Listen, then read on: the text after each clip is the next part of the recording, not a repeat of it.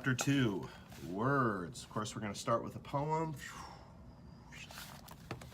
May I have some paper, please? Please, may I have some paper? 'Cause those words of mine go walk away.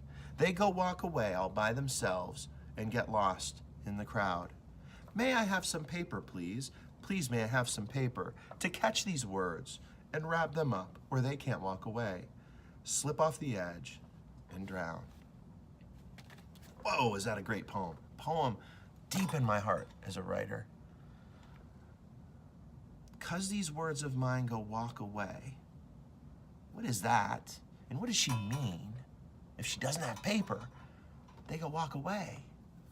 And if you've ever tried to write or thought of something great to write and not had paper, sometimes our words do walk away and get lost in the crowd and slip off the edge and drown. What a great little poem. We're not going to write that poem. I was turning into a little thief, always stealing bits and pieces of paper to write on. Sometimes it was the paper bags that Poppy brought home his bottles of rum in, sometimes napkins or the gray paper that the shopkeepers used to wrap up goods. But I wanted more than anything, a notebook of my very own, one in which I could write poems by Ana Rosa Hernandez on the first page, and then fill it up with words, long words, short words, words that smelled and tasted and felt like something new. But my only notebook was for school.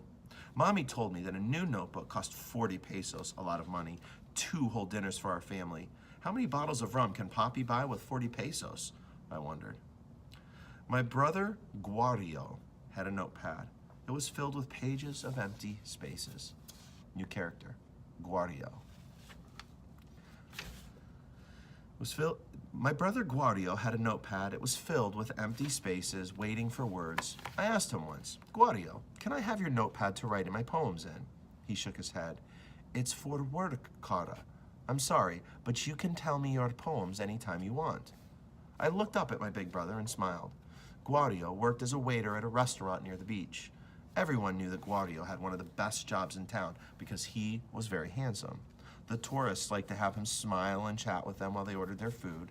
Gifts from cold, faraway countries were always, girls from cold, faraway countries were always falling in love with my brother. They touched his dark, curly hair and listened to him call them mi amor, my love. On Friday night, Guario went rushing out of the house to meet his best friend, Angel. They were going to a club to dance bachatas, and Guario left his notepad sitting on the table.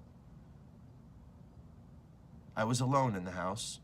Mommy had gone out to visit a neighbor. Poppy was down at the Colmada playing dominoes. Roberto and Angela were nowhere around.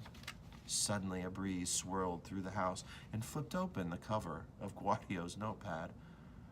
Almost like someone saying, here's some paper, please.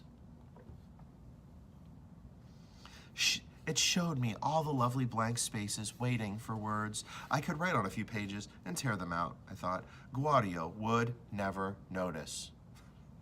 The things that are said when we know he will. I picked up a pencil and looked around. No one was coming.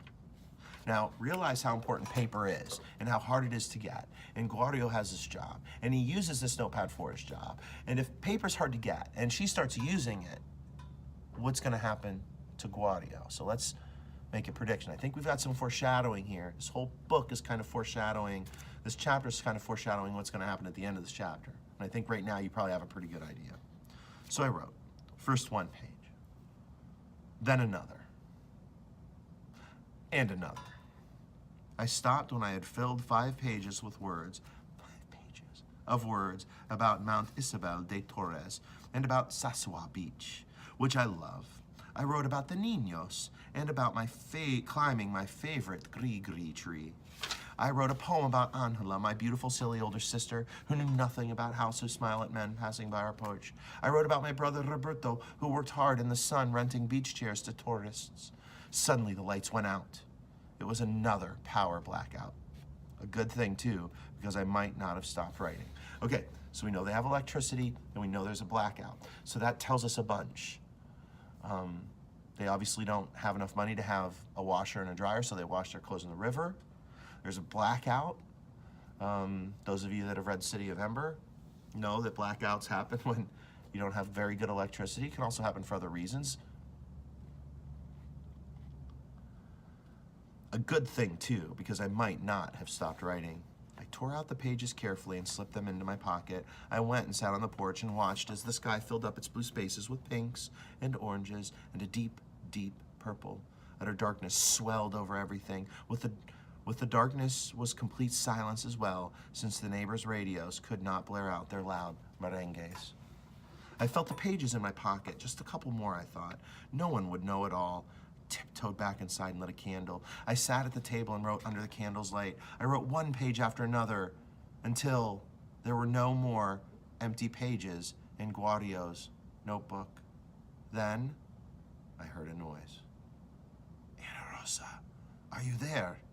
It was Mommy. I jumped up and stuffed the notebook into my pocket. See, Mommy, right here. What are you doing, Carino? She asked. Nada, Mommy, nada, I said loudly to chase away the shakings in my body. Mommy came over and put her hand under my chin. She tilted my head toward the candle's light and looked into my eyes. Are you sure? She said. Now, we've all been there before. When you tell your mom or your dad or your grandma or your grandpa or your teacher that you didn't do anything, and they see that look in your eye, and they kind of know you did, but just aren't sure what you did. Yeah, we've all been there. I nodded and swallowed. I put my hand over the notepad in my pocket and slipped out of the room. I went into the bedroom that I shared with Angela. I sat on the bed with my hand in my pocket, holding my secret close. Finally, I reached under the thin mattress and stuffed the notepad as close to my side of the bed as I could. The next day, everybody in the house was looking for the notepad. Guadio was shouting that he would be fired. That made Poppy very frightened, although Poppy always swore that if he got up off his porch chair in the middle of the day, he'd get heat stroke. He, too, was helping to look for the book. And that shows you how important this notebook is and how important Guadio's job is to this family. Obviously, Poppy doesn't work. At least doesn't seem like he does. So what Guadio is doing is taking care of the family. It was like a madhouse. Poppy and Guadio and Roberto and Angela and my little cousins were throwing everything out the front door in their frantic search. Chairs, a radio, empty rum bottles, old newspapers, clothes, shoes, our two dogs, some stray hens pecking at this and that, all went sailing into the dusty yard. Of course, I knew exactly where it was, under the mattress, but I was too scared to say so. So I pretended to help look around the house. Then I went into the kitchen where Mommy was rolling out dough for empanadas. Mommy, I said nervously, everyone's looking for Guadio's notepad. Mommy nodded her head but didn't look up. I only had to stand there for a minute before she said, "It will turn up when it's ready." That's when I knew that she knew. I waited for her to shout at me, but Mommy just kept on sprinkling flour and rolling the dough. I just didn't understand Mommy at all. I went into the bedroom and slipped my hand far into the mattress. The notepad was there. I sat on the floor chewing on my finger. Guadio had already asked me twice if I'd seen the notepad, and I had said no. I couldn't stop how fast the no came out of my mouth. I wanted to tell him the truth, but my mouth just wouldn't say anything else. What are you doing just sitting there? Asked Angela, coming into the bedroom. She tossed pillows on the floor and started to pull the sheets off the bed. I looked there already, I said quickly, before she decided to turn the mattress upside down. What should she do here? My heart was beating faster and faster as Guadio's shouting filled up all corners of the house. Poppy was cursing, and Roberto and Angela were racing around with scared looks on their faces. There was a horrible fear in the air, a fear of what would happen if Guadio lost his job. There was no way in the world I could hand over that notepad, now, with every page of it full of my careless words. Then we heard Mommy's voice.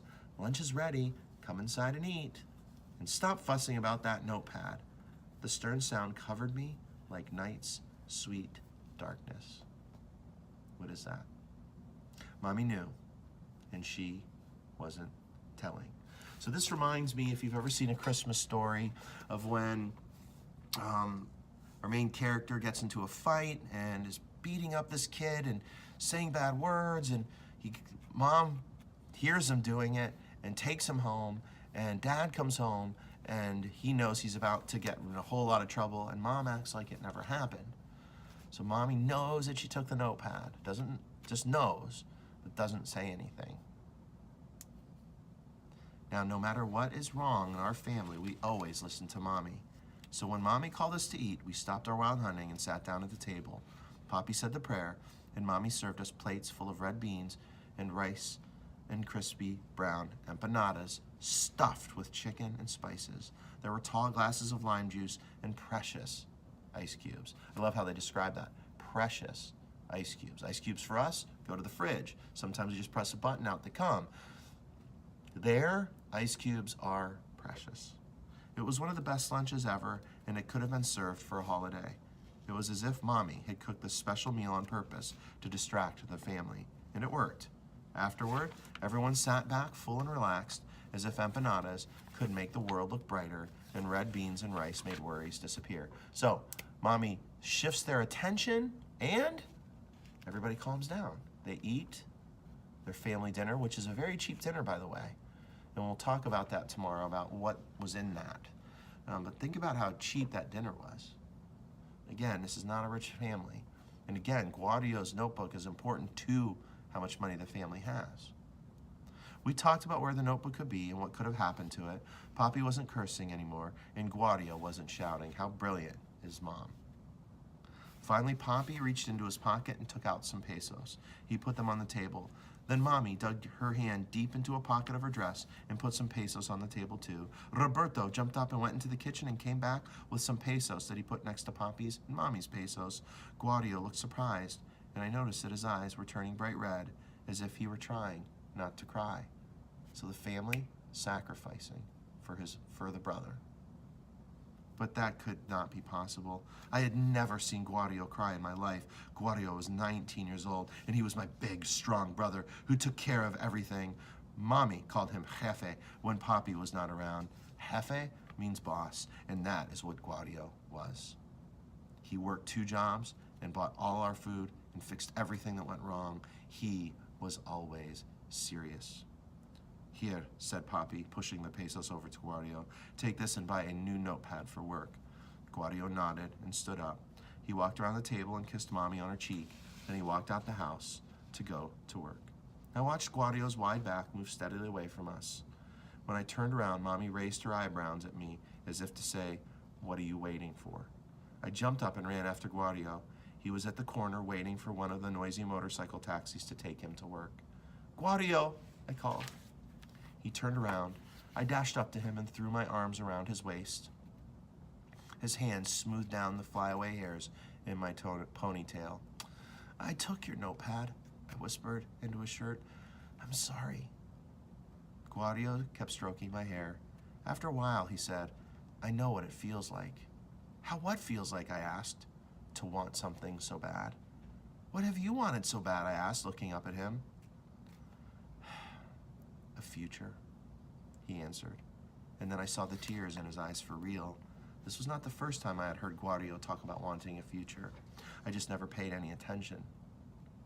But to be right there at that moment, hearing and seeing him, the whole world tilted for the first time away from me,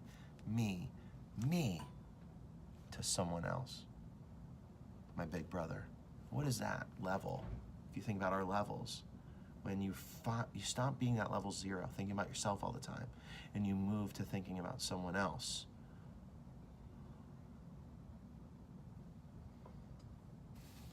Guadio and I stood on the corner with our arms around each other as all the motorcycle taxis drove by blowing their horns. It was the first time I knew that words could not tell everything. What a great moment. Mommy knew. Mommy took the family and put her arms around them and made them dinner and calmed them down. The family came together, paid for the notebook, and then Mommy pushed Ana Rosa enough so that she knew I had to tell the truth. Ana Rosa and me are a lot alike. She loves to write, so do I. I love that she had that moment with her big brother, who's obviously a lot more to her than that, okay? We'll talk about the family tomorrow. I hope you're enjoying this book. The next chapter is my favorite chapter, The Gree-Gree Tree. We will be writing a poem based on this. The Gree-Gree Tree. We'll look up a Gree tree too. Something tells me you guys might do it on your own. Don't do it without permission. All right, chapter 3, tomorrow. Gree tree.